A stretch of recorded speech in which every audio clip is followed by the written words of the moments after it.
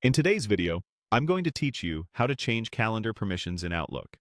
By the end, you'll know exactly where to go and what each permission level means, so you can control who sees your schedule and who can make changes. Start by opening your web browser and heading to your favorite search engine. In the search bar, type Outlook and press Enter.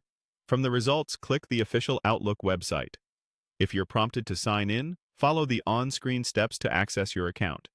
We'll be working in Outlook on the web for this walkthrough. Once you're in Outlook, look to the left-hand sidebar and select Calendar. This switches you from your inbox to your calendar view, where you can see your events by day, week, or month. At the top of the calendar page, find and click the Share button. This opens the sharing panel where calendar access is managed. In the sharing panel, you'll see a list of people who currently have access to your calendar. Next to each name is their current permission level, which tells you what they can do. This view is helpful for auditing who can see your schedule and for confirming whether anyone has more access than they need. To change what a person can do, click the small drop-down menu next to their name. This is where the permission options appear. Choose.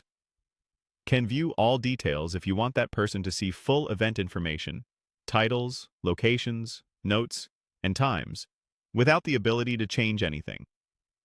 This is ideal for teammates or assistants who need context but shouldn't edit your calendar. Choose.